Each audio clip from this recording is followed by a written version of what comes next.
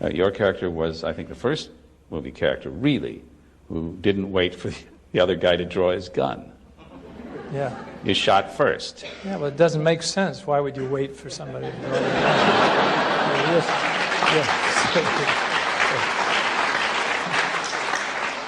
gun?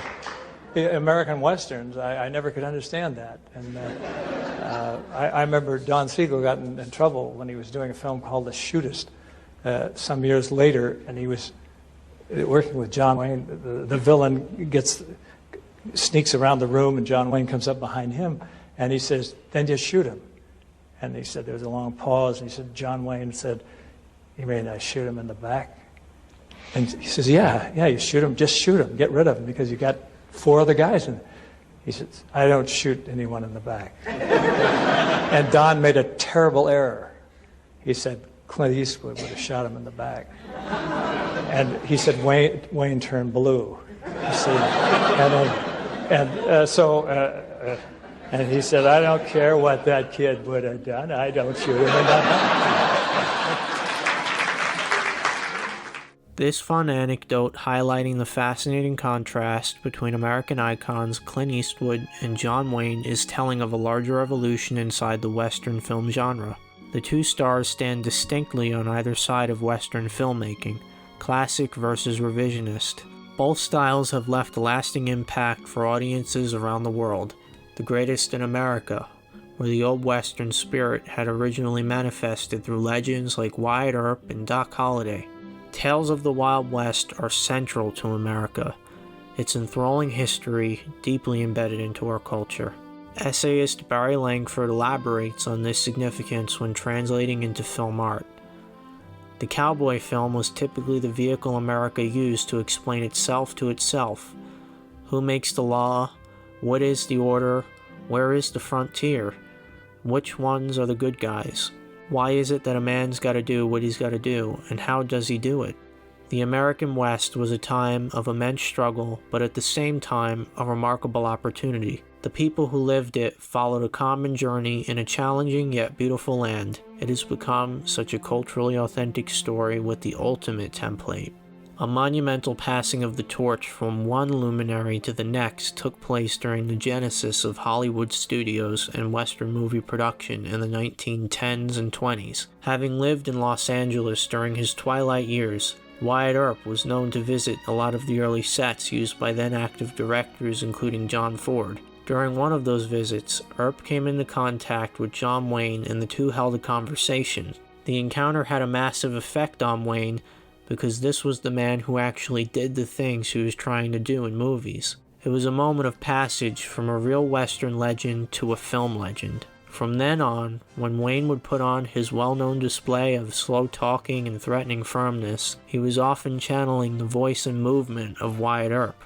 Wayne's first Western was The Big Trail in 1930, the film where he began to hone a stern bravado. I know who you are now. And I know why you quit the Cimarron country, too. His career in Western film acting went on to span until The Shootist in 1976, and in that 46-year period he continued to possess the essence of a purely heroic and folkloric gunslinging hero. For many years, especially in the 1940s and 50s, tons of Westerns were made that entailed an optimistic storyline. John Wayne and many others saw only one vision of the frontier, and that was of cheerfulness, prosperity, likable American settlers, and an archetypically crafted threat to be conquered by a plainly heroic figure. In more descriptive words, white-hatted protagonist characters were greatly contrasted by black-hatted antagonists in a deeply mythologized and romanticized fashion.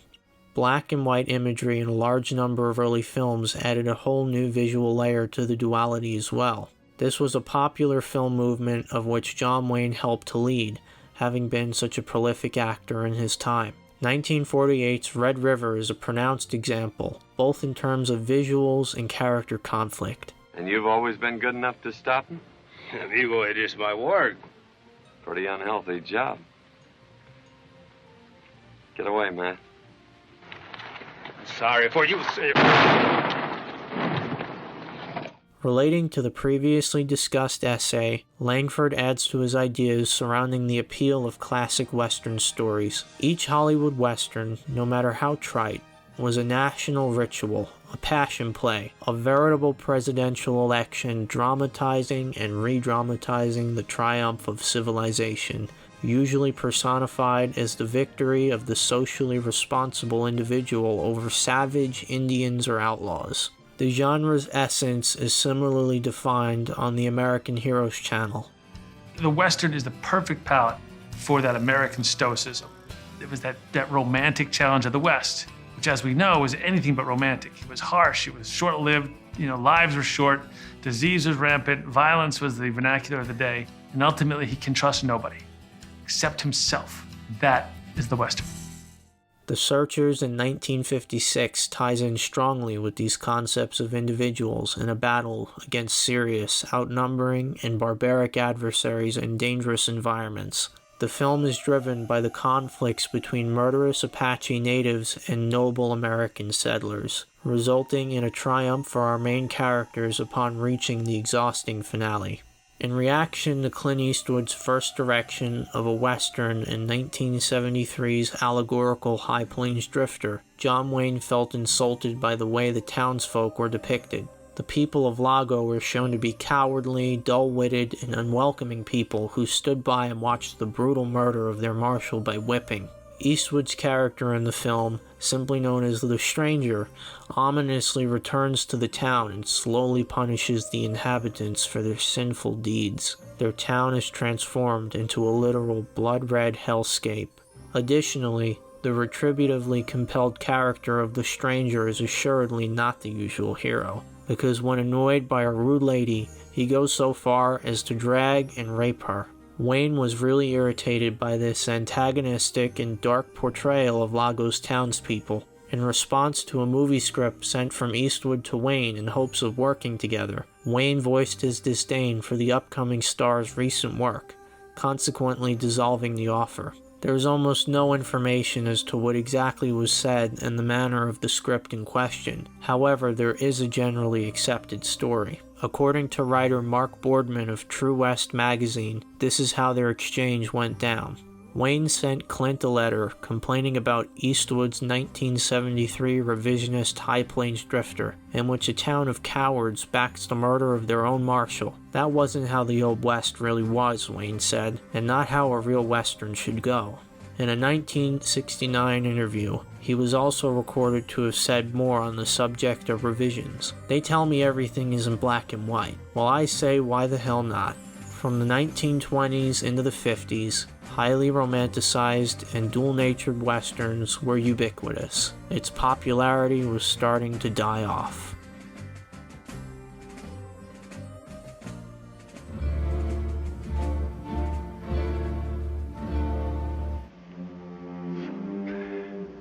Were you gonna die alone?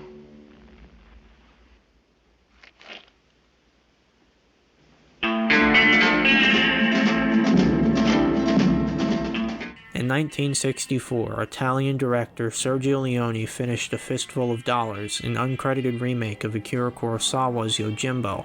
When released abroad in 1967, the film netted $14.5 million in the US and Canada against a $200,000 budget, constituting a whopping $118 million profit in today's money. It's a lot of money. Takes me 3 years to earn it. It was the beginning of a newly popularized national subgenre of spaghetti western films, lended this term to describe the mainly Italian roots. The overwhelming success of the film was never really certain, even from the view of Clint Eastwood at the time of its planning. I always thought at the time, this thing will either do really well or it won't do anything. Probably the latter. So I thought this thing's going to really bomb out, but I'm going to get a trip to Italy and Spain. I've never been to either place. If it did something, if the dice came up 7 or 11, it would be just a bonus deal. It was the first foreign western to make a substantial impact in the US, a highly successful revision of the genre. In the subsequent years of 1965 and 66, then came two more films making up the coined Dollars or Man with No Name trilogy. Out came For a Few Dollars More and The Good, the Bad, and the Ugly.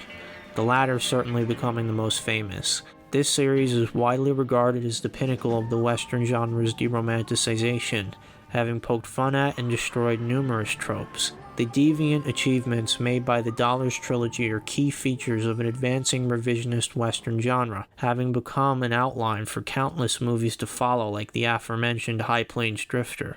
The opening sequence of The Good, the Bad, and the Ugly demonstrates an outstanding example of deviance that helped to ground its popularity. As one lone and weary-faced gunfighter walks down two adversaries at the other end of town, their tense approach is familiarly juxtaposed and methodical. At the very moment they're about to draw their pistols in a classic showdown, the scene alters its apparent outcome.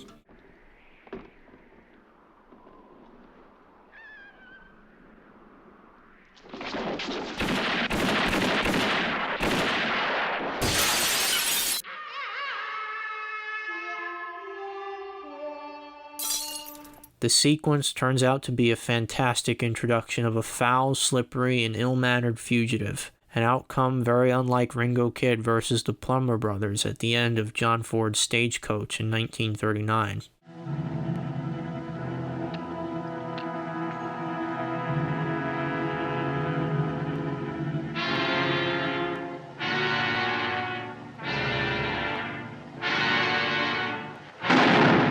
The choice of Clint Eastwood in the starring role is one of the most memorable and underlying aspects of the trilogy's effectiveness as well. To take on the enigmatic man with no name, Leone needed an actor with just the right look and demeanor. He was looking for someone who could channel the presence of an anti-hero, or a protagonist that lacks conventional heroic attributes. The part was originally supposed to be for Leone's first choice, James Coburn. After he realized that Coburn was too expensive for their production to cast, Leone decided upon Eastwood, having previously been impressed by him in the Western show Rawhide. Sergio Leone's own words in a 1977 interview. I really wanted James Coburn, but he was too expensive. The Italian cinema is very poor. We got Clint for $15,000. Coburn wanted $25,000. I didn't see any character in Rawhide, only a physical figure. What struck me most about Clint was his indolent way of moving.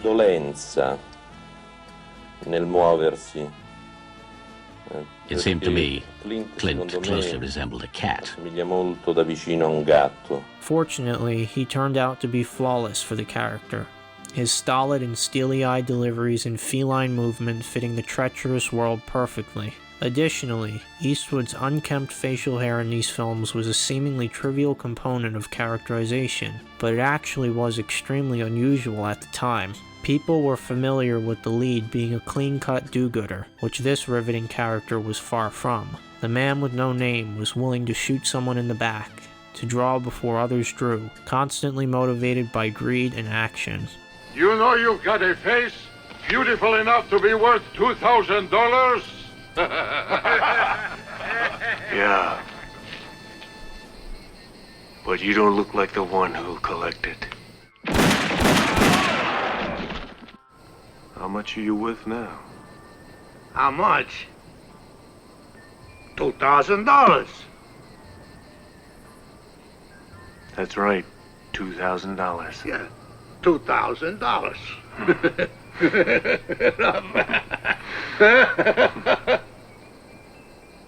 ¡Tú, hijo de puta que te parió!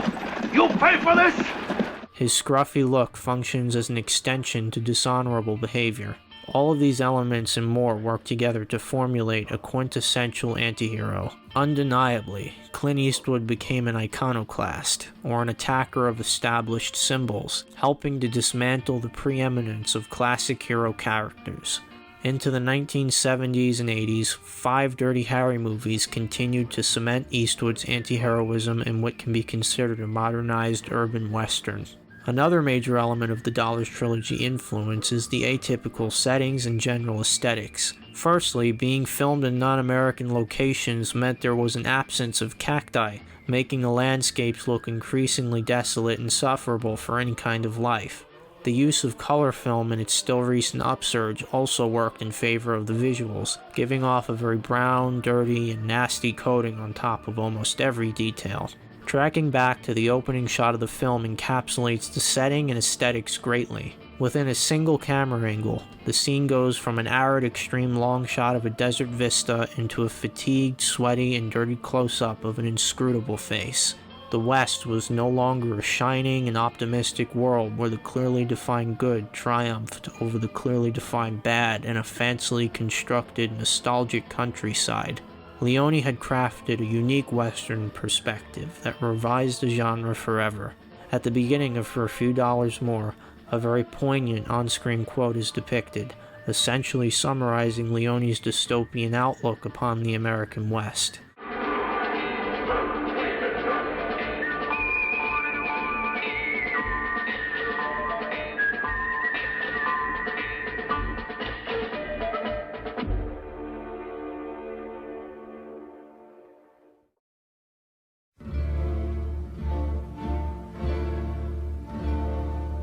American critics in the 1960s reacted majorly negatively in the wake of the up-and-coming spaghetti western films. Many saw them as an approaching threat to the classic American-made western, feeling obligated to protect the value of Hollywood studio products. However, by the 1970s, critics began to shift their positions and appreciated the audacious art of Sergio Leone and his fellow Italian Western filmmakers. Academic William McLean completes his analysis of volatile critical reception here.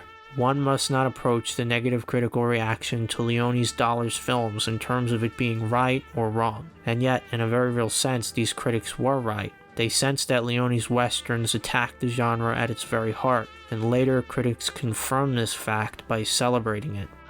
Shoot to kill, you better hit the heart. In the dubious assessment of which form is superior or correct, an argument about the flexibility of genre framework occurs. McLean demonstrates further on the topic.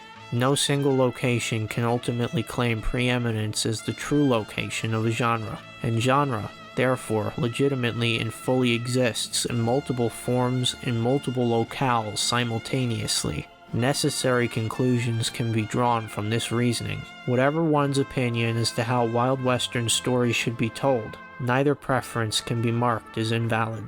The American Old West was a frontier of limitless horizons. Therefore, in art, creating limitations would be detrimental to such a compelling and cosmic human story.